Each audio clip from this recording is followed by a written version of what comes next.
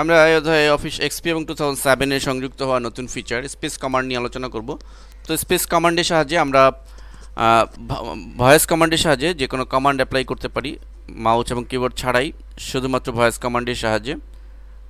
এবং এছাড়া আমরা মাইক্রোফোনে প্রনাউন্সিয়েশন করে আমরা ডাটা এন্ট্রি করতে পারি। আমাদের কোনো ডাটা টাইপ করার প্রয়োজন হবে না। ডাটা টাইপের মতো ডিফিকাল্ট কাজও আমরা শুধুমাত্র মাইক্রোফোনে কমান্ড দিয়ে আমরা করতে পারি। তো মূলত এই কমান্ডটি আমরা পাবো টুলস মেনুতে, এবং এখানে রয়েছে স্পিচ। আমাদের স্পিচ অপশনে ক্লিক করলে আমাদের পর্যায়ক্রমে কয়েকটি ডায়লগ বক্স আসবে, এবং সেই ডায়লগ বক্সে আমাদের মূলত প্রথমেই আমাদের এর সাথে মাইক্রোফোন অ্যাডজাস্ট করে নিতে হবে। সেখানে বেশ কয়েকটি প্যারাগ্রাফ আসবে পর্যায়ক্রমে। সেই প্যারাগ্রাফগুলি পড়ে আমাদের উচ্চারণ করতে হবে মাইক্রোফোনে। উচ্চারণ করার মাধ্যমে নেক্সট এবং ফিনিশ বাটনে ক্লিক করার মাধ্যমে আমাদের মাইক্রোফোন অ্যাডজাস্ট করে নিতে হবে। একত্রে মনে রাখতে হবে, আমরা যেহেতু অলরেডি ইনস্টল করে ফেলেছি স্পিচ, অতএব এটি এখানে দেখানো যাচ্ছে না।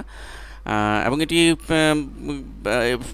খুবই সিম্পল। আমাদের এই স্পিচ কমান্ডে ক্লিক করে জাস্ট আমাদের যে ডায়লগ বক্স আসবে, আমাদের সেখানে আমরা পর্যায়ক্রমে নেক্সট এবং ফিনিশ বাটন থাকবে, এবং প্যারাগ্রাফগুলো আমাদের উচ্চারণ করে মাইক্রোফোন অ্যাডজাস্ট করতে হবে।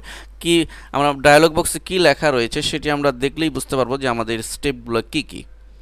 যাই হোক, আমরা দেখাচ্ছি এটার আউটপুটটি, যে স্পিচ কমান্ডের মাধ্যমে আমরা কীভাবে কিবোর্ড মাউস ছাড়াই আমরা কমান্ড অ্যাপ্লাই করতে পারি। দেখুন, আমরা স্পিচ কমান্ড ইনস্টল করলে আমরা উপরে এরকম একটা মাইক্রোফোন, ডিকটেশন, ভয়েস কমান্ড সম্বলিত টুলবার দেখতে পাবো। তো সাপোজ আমরা এই লেখাটির মধ্যে আমরা কিছু ফরম্যাটিংয়ের কাজ করব শুধু কমান্ড দিয়ে। আমরা মাউস এবং কিবোর্ড কোনোটা ইউজ করব না। আমরা ভয়েস কমান্ডে ক্লিক করবার জন্য ভয়েস কমান্ডে ক্লিক করছি, এরপরে আমরা কমান্ড দিব। দেখুন, আমরা তার পূর্বে আমি একটি কথা বলে নিচ্ছি, সেটি হচ্ছে যে আমরা এটিকে যদি সাপোজ বর্ডার দিতে চাই, বর্ডার এবং শেডিং, তাহলে আমাদের লেখাটিকে সিলেক্ট করতে হবে। মাউস দিয়ে সিলেক্ট করে আমাদের চলে যেতে হবে ফরম্যাট মেনুতে, বর্ডার অ্যান্ড শেডিংয়ে ক্লিক করতে হবে। এই কাজগুলো আমাদের মাউস দিয়ে করতে হবে, কিন্তু আমরা মাউস ইউজ করব না, আমরা শুধু ভয়েস কমান্ড দিয়ে এই কাজগুলো করব। তো প্রথমে আমরা ভয়েস কমান্ডে ক্লিক করছি, select all, format, border and shading, box, style, down,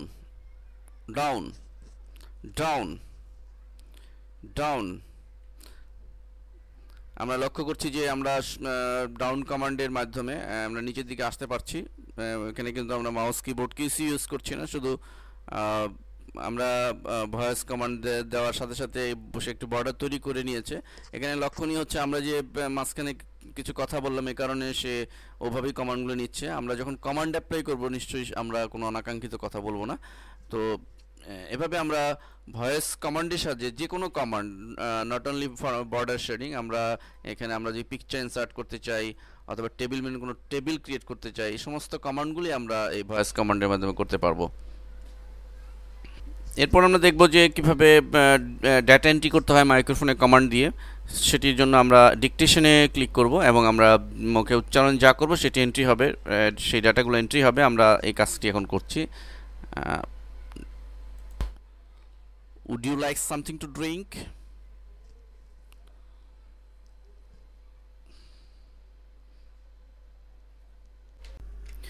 মূলত এভাবেই আমরা স্পেস কমান্ডের সাহায্যে আমাদের কাজকে আরও ডায়নামিক করতে পারি। আমরা এভাবে ডাটা এন্ট্রি করতে পারি। ডাটা এন্ট্রির মতো ডিফিকাল্ট কাজও আমরা মাইক্রোফোনের সাহায্যে করে নিতে পারি। অনেকের কাছে প্রথম যখন আপনারা এই কমান্ডটি প্র্যাকটিস করতে যাবেন, অনেকের কাছে এটি একটু সমস্যা হতে পারে। প্রথম অবস্থায় হয়তো বা ডিটেক্ট নাও করতে পারে। তো সেক্ষেত্রে আপনাদের মনে রাখতে হবে যে এটি একটি প্র্যাকটিসড বেস সফটওয়্যার, অর্থাৎ আপনি পর্যাপ্ত এই মাইক্রোফোনে যত বেশি প্রনাউন্সিয়েশন করবেন তত কম্পিউটার সেটি ডিটেকশন করতে সক্ষম হবে।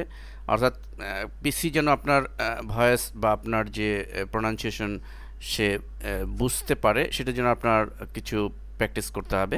তো বেশ কয়েকবার প্র্যাকটিস করলে দেখবেন যে অটোমেটিকলি আপনি যাই মাইক্রোফোনে কমান্ড দিচ্ছেন সেটি পিসি বুঝতে পারছে, এবং সেভাবে আপনি ডাটা এন্ট্রিও করতে সক্ষম হবেন। ধন্যবাদ সবাইকে।